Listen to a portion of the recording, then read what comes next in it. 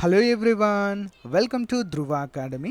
So guys, ఈరోజు మనము RPF SI constable ఉద్యోగాలకు సంబంధించిన జనరల్ అవేర్నెస్ మోడల్ పేపర్లో భాగంగా 40వ మోడల్ పేపర్ని చూడబోతున్నామండి. మోస్ట్ ఇంపార్టెంట్ అండి. ఎవరైతే సీరియస్ ఆస్పిరెంట్స్ ఉన్నారో తప్పకుండా రెగ్యులర్గా ఫాలో అవ్వండి. ఓకేనా? ప్రీవియస్ అన్నీ కూడా మన ప్లేలిస్ట్లో ఉంటాయి ఛానల్లో. ప్రీవియస్ అన్నీ కూడా చూసేయండి. ఈచ్ అండ్ ఎవ్రీ మోడల్ పేపర్కి పీడిఎఫ్ కూడా ఉచితంగా అందజేస్తున్నాను. అంతేకాకుండా మన టెలిగ్రామ్ వాట్సాప్ గ్రూపుల్లో ప్రతిరోజు ఆన్లైన్ ఎగ్జామ్ కూడా కండక్ట్ చేస్తున్నామండి ఉచితంగా. ప్రతి ఒక్కరూ జాయిన్ అవ్వండి. ఓకేనా? లేట్ చేయకుండా కంటెంట్లోకి వెళ్దాం. వీడియోని మొత్తం చూసిన తర్వాత మీకు నచ్చితే తప్పకుండా ఒక చిన్న లైక్ చేసి సపోర్ట్ చేయండి. Question number 1. 100 అణుబాంబులకు సమానమైన కొత్త తరంగాలను భారత జాతీయ సముద్ర సమాచార కేంద్రం ఏ సముద్రంలో ఇటీవల గుర్తించింది? ఎక్కడండి? హిందూ మహాసముద్రంలో ఇది గుర్తించింది. నెక్స్ట్ 1. మొత్తం రిజర్వేషన్లు ఎట్టి పరిస్థితుల్లోనూ 50% దాటకూడదు అని సుప్రీంకోర్టు ఏ కేసులో తీర్పునిచ్చింది? ఆన్సర్ ఇందిరా సాహ్నే కేసులో ఈ యొక్క తీర్పునివ్వడం అయితే మనము చూడవచ్చు. మొత్తం రిజర్వేషన్లు ఎంత దాటకూడదండి? 50% దాటకూడదని ఒక నిబంధన అయితే ఇవ్వడము జరిగింది. నెక్స్ట్ 1. భారత అంతరిక్ష పరిశోధన సంస్థ ఇస్రో చేపట్టిన solar satellite launch vehicle PSLV C-43 అండి. మరి ఏ రోజున విజయవంతంగా ప్రయోగించారు? Solar satellite vehicle most important అండి. Answer option 1. 2019 నవంబర్ 29న విజయవంతంగా ప్రయోగించింది. నెక్స్ట్ 1. 2023లో హాకీ ప్రపంచ కప్ ఏ దేశంలో జరిగింది? 2023 హాకీ ప్రపంచ కప్ సో ఎక్కడ జరిగిందంటే ఇండియాలోనే జరిగిందండి. ఓకేనా? ఇండియాలో జరిగింది. విన్నర్ వచ్చేసి జర్మనీ. ఓకే, ఇండియాలో జరిగింది. ఒడిశాలో జరిగింది. దీని యొక్క విజేత జర్మనీ. Okay, next 1.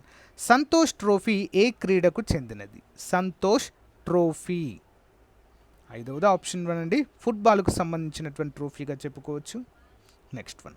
నాట్య శాస్త్రాన్ని రచించిన వారు ఎవరు? నాట్య శాస్త్రము ఆన్సర్ ఆప్షన్ 2 అండి. భరతముని నాట్య శాస్త్రాన్ని రచించడము జరిగింది. నెక్స్ట్ 1. ఏ పండుగ రోజున తెప్ప ఉత్సవాలకు ప్రసిద్ధి చెందాయి? ఏ పండుగ రోజున నిర్వహిస్తారండి తెప్పోత్సవాలు? ఓనం, దసరా, సంక్రాంతి మరియు నవరాత్రుల్లో. Answer option 1. ఓనం పండుగ సందర్భంగా కేరళలో ఎక్కువగా నిర్వహిస్తూ ఉంటారు. నెక్స్ట్ 1. మహాభారతంలోని అంశాలకు చెందిన ఏకశిల నిర్మాణాలు ఎక్కడ ఉన్నాయి? మహాభారతంలోని అంశాలన్నీ కూడా ఈ యొక్క ఏకశిల పైన చెక్కబడి ఉంటాయండి. ఎక్కడ మరి? Mahabalipuram. Important question, Mahabalipuram. Next 1. ఈ క్రింది వాటిలో చారిత్రాత్మక కట్టడాలు మరియు దాని గురించి సరైన వాక్యాలను గుర్తించండి.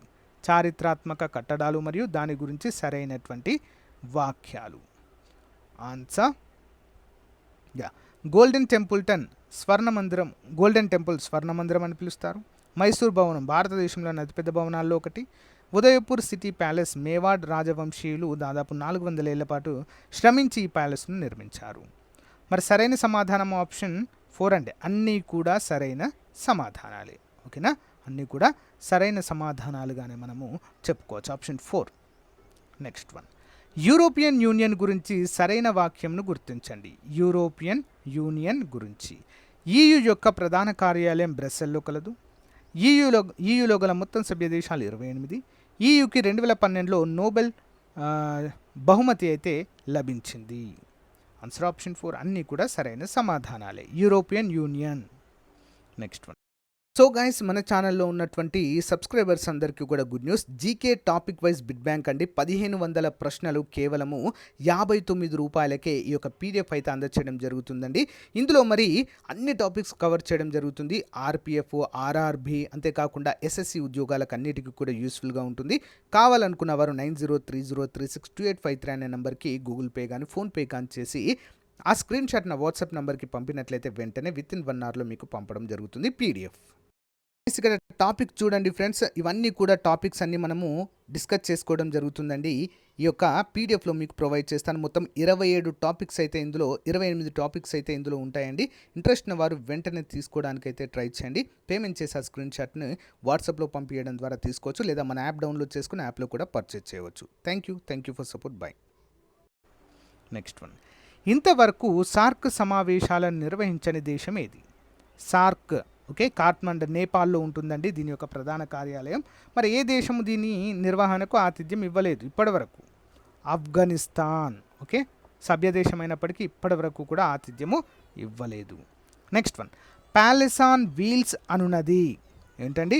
ప్యాలెస్ ఆన్ వీల్స్ అనేటువంటిది ఒక ఆన్సర్ ఆప్షన్ 12వది విలాసవంతమైన రైలుగా దీన్ని మనం చెప్పుకోవచ్చు. ప్యాలెస్ ఆన్ వీల్స్ రాజస్థాన్లోని పర్యాటక ప్రాంతాలను తిప్పి చూపించేటువంటి ఒక ముఖ్యమైన రైలు అండి, ప్యాలెస్ ఆన్ వీల్స్.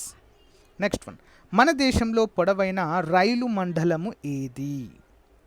ఆన్సర్ కేంద్రీయ రైల్వే, సెంట్రల్ రైల్వే అత్యంత పొడవైనదిగా మనం చెప్పుకోవచ్చు.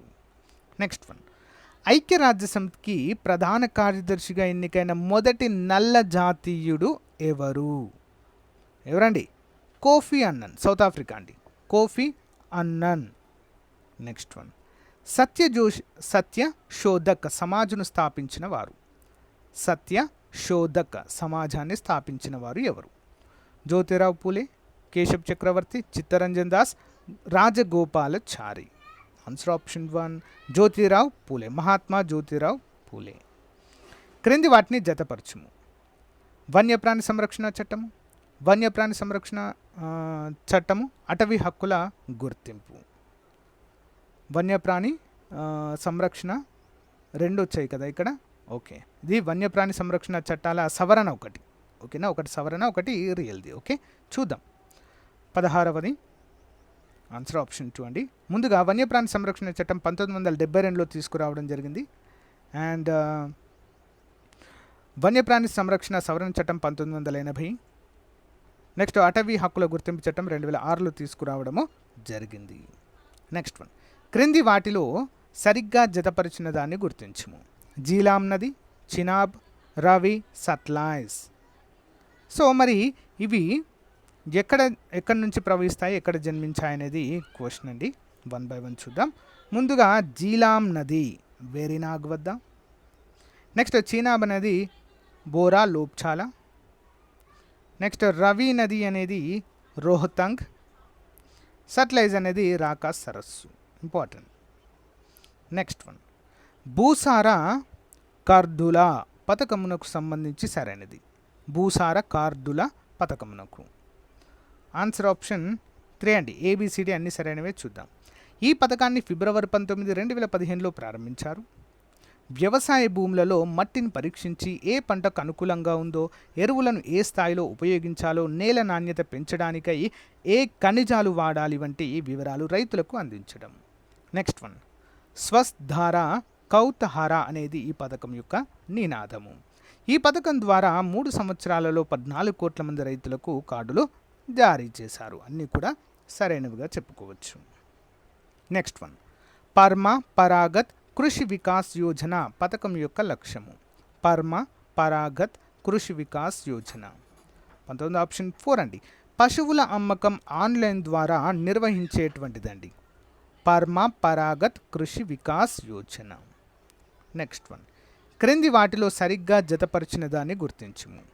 India divided, Hindu view of life, my presidential years, mid term 1969. ఈ యొక్క ముఖ్యమైన పుస్తకాల యొక్క రచయితలు ఎవరు? ఆన్సర్ ఆప్షన్ 3 1 by 1 చూద్దాం. ముందుగా ఇండియా డివైడెడ్ గ్రంథ రచయిత Babu Rajendra Prasad. Next Hindu view of life Sarvepalli Radhakrishnan. My presidential years R Venkataraman. My mid term 1969 Pranab Mukherjee. Next, Bharat Ratna, Padma అవార్డులు వంటి అత్యున్నత అవార్డుల కమిటీ చైర్మన్గా ఎవరు వ్యవహరిస్తారు? ఎవరండి? ఆప్షన్ 2 ఉపరాష్ట్రపతి వ్యవహరించడం చూడవచ్చు. మురుగునీరు నల్లగా కనిపించడానికి గల కారణము ఏంటి?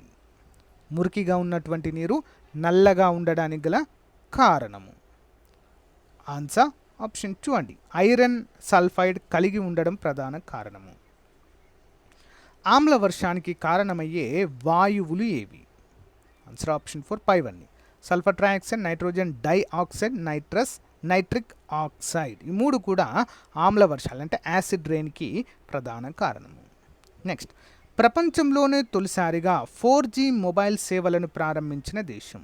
ప్రపంచంలోనే తొలిసారిగా 4G మొబైల్ సేవలు ప్రారంభించిన దేశం? Option 4 China. కంప్యూటర్ శక్తిని కొలిచేందుకు ఉపయోగించే ఒక అంశం ఏంటి? కంప్యూటర్ శక్తిని కొలిచేందుకు ఉపయోగించే ఒక అంశము? Option 2 data width. Next one, ఈ టెక్నాలజీ ద్వారా మోనోక్లోనల్ యాంటీబాడీలను తయారు చేస్తున్నారు. మోనోక్లోనల్ యాంటీబాడీస్ దేని ద్వారా అండి? ఆప్షన్ 3 హైబ్రిడోమా ద్వారా. హైబ్రిడోమా అనేటువంటి టెక్నాలజీ ద్వారా మోనోక్లోనల్ యాంటీబాడీలను అయితే తయారు చేయడము చూడవచ్చు. నెక్స్ట్, మానవులలో ఊపిరితిత్తులు అనేవి? ఆన్సర్ ఆప్షన్ 1 అండి. ఎడమ దానికంటే కుడిది కొంచెం పెద్దగా ఉండడాన్ని మనమైతే చూడవచ్చు. ఎడమ దానికంటే కుడిది పెద్దగా ఉంటుంది. ఉన్ని దుస్తువులు ఏ కాలంలో ధరించడానికి అనుకూలంగా ఉంటాయి? ఉన్ని దుస్తువులు 28. ఆన్సర్ ఆప్షన్ 3 అండి. చలికాలంలో. ఓకే, చలికాలంలో. నెక్స్ట్, కాలికో గుడ్డ లేని తయారీకి ఉపయోగిస్తారు. కాలికో గుడ్డ దేని తయారీకి? కాలికో అనేటువంటి పేరు గల క్లాత్. 29 ఆప్షన్ 4 అండి. పుస్తకాల బైండింగ్లో ఉపయోగించడం జరుగుతుంది. నెక్స్ట్, ప్రపంచంలో అత్యంత వేగవంతమైన కంప్యూటర్ పేరేంటి? Answer option 1 థియాన్వే 2. థియాన్వే 2. నెక్స్ట్, ప్రపంచంలోనే రెండవ అత్యంత వేగవంతమైన కంప్యూటర్ టైటాన్ను తయారు చేసిన దేశం ఏది? Titan. Option 1 America. Next one, Krishna Godavari delta మధ్య భాగంలో నది నీటిచే ఏర్పరచబడిన మంచినీటి సరస్సు ఏది? ఏంటండి? కొల్లేరు సరస్సు. ఆంధ్రప్రదేశ్ రాష్ట్రంలో ఏకైక మంచినీటి సరస్సు అండి. మరి ఆంధ్రప్రదేశ్లో ఉన్నటువంటి ఏకైక ఉప్పు నీటి సరస్సు ఏంటి? పులికాట్. తమిళనాడు ఆంధ్రప్రదేశ్ బార్డర్లో ఉంటుంది ఇది. ఓకే, నెక్స్ట్ వన్, క్రింది వాటిలో సరైన వాక్యాన్ని గుర్తించండి. ఓకే, ఆన్సర్ ఆప్షన్ 2 సరైనదండి. ఆప్షన్ 2, వింధ్య సాత్పురా పర్వత శ్రేణుల మధ్య ప్రవహిస్తున్న నది నర్మదా నది. ఓకేనా, వింధ్య సాత్పురా పర్వత శ్రేణుల వీటిని మనము పగులు లోయ అనే పేరుతో పిలుస్తాము. అందుకే ఈ యొక్క నర్మదా నది ఎలాంటి డెల్టాను ఏర్పరచదు. నర్మదా, తపతి అనేటువంటి నదులు డెల్టాలను ఏర్పరచవండి. ఓకే, నెక్స్ట్ వన్, భారతదేశంలో పెరిగే చిట్టడవుల గురించి సరికాని వాక్యం ఏది? చిట్టడవులు ఉంటాయి కండి భారతదేశంలో, వాటి గురించి సరికాని వాక్యము. 34 ఆన్సర్ వచ్చేసి ఆప్షన్ 4 అండి. ఓకే, అన్నీ సరైనవే. చూద్దాం. ఈ రకమైన అడవులు 100 నుంచి 50 సెంటీమీటర్ల వర్షపాతం గల ప్రాంతాల్లో పెరుగుతాయి. ఈ రకమైన అడవులలో పెరిగే చెట్ల యొక్క వేర్లు అధిక లోతుగా ఉండి దట్టమైన బెరడును కలిగి ఉంటాయి. ఈ రకమైన అడవులు దక్కన్ పీఠభూమి మధ్య భాగంలోను పంజాబ్లోని వ్యవసాయానికి పనికిరాని భూములలో అధికంగా కలవు. సో పైవన్నీ కూడా సరైనవే. నెక్స్ట్ వన్, క్రింది అంశాలను పరిశీలించండి. ఏటా జనవరి 3వ తేదీన ప్రాథమిక విధుల దినోత్సవంగా నిర్వహించడం జరుగుతుంది. ప్రాథమిక విధుల గురించి ప్రజల్లో అవగాహన కలిగించడానికి జాతీయ స్థాయిలో ఒక సంస్థను ఏర్పాటు చేయడం, అన్ని విద్యా సంస్థల్లో ఎన్సీసీని తప్పనిసరిగా ప్రవేశపెట్టడం. 35 ఆన్సర్ వచ్చేసి ఆప్షన్ 4 ఏబిసిడి అన్నీ కూడా సరైనవండి. ఏబిసి.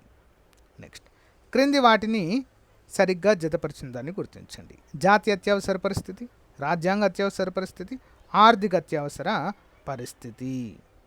మరి దేని గురించి తెలియచేస్తాయి? ఏ ఆర్టికల్లో వీటి గురించి తెలియచేస్తాయి అనేది క్వశ్చన్. చూద్దామండి. ముందుగా జాతీయ అత్యవసర పరిస్థితి 352వ ఆర్టికల్ అండి. రాజ్యాంగ అత్యవసర పరిస్థితి 356 ఆర్టికల్. ఆర్థిక అత్యవసర పరిస్థితి 360వ ఆర్టికల్. ఇప్పటి వరకు మరి ఆర్థిక అత్యవసర పరిస్థితిని భారతదేశంలో ఒక్కసారి కూడా ప్రవేశపెట్టలేదండి. ఓకేనా, గమనించాలి. క్రింది వాటిలో సరిగ్గా జతపరిచిన దాన్ని గుర్తించండి. మీర్ బక్షి, కాజీ, వకీల్, వజీర్. ఓకేనా, కోడ్స్ అయితే ఇక్కడ మనకు కింద ఇవ్వడం జరిగిందండి. ఈ కోడ్లను బట్టి మనం ఆన్సర్ అయితే చూద్దాము. ముందుగా మీర్ బక్షి అంటే సైన్యాధికారిని మీర్ బక్షి అంటాం. కాజీ అంటే న్యాయమూర్తి అండి. వకీల్ అంటే రెవెన్యూ శాఖాధిపతి. వజీర్ అంటే ప్రజాప్రతినిధి. ఇంపార్టెంట్. Next one. ఈ క్రింది వాటిలో తప్పుగా జతపరిచిన దానిని గుర్తించండి. Jyotiba Phule Gulamgiri, doctor BR Ambedkar the evil of caste, Jyotiba Phule జాతి మీమాంస వ్యాసం, అయ్యంకాళి సాధు జన పరిపాలన సంఘము. తప్పుగా ఉన్నటువంటిది ఏంటండి? ఆప్షన్ 3 జ్యోతిబా పూలే గారు జాతి మీమాంస వ్యాసం అనేది తప్పు. మిగతావన్నీ కూడా సరైనవే. Next one. మన దేశంలో పెద్ద నోట్లను రద్దు చేసినప్పుడు అంటే డిమానిటైజేషన్ చేసినప్పుడు రిజర్వ్ బ్యాంక్ గవర్నర్ ఎవరండి మరి? ఆన్సర్ ఆప్షన్ 1 రఘురామ్ రాజన్ గారు.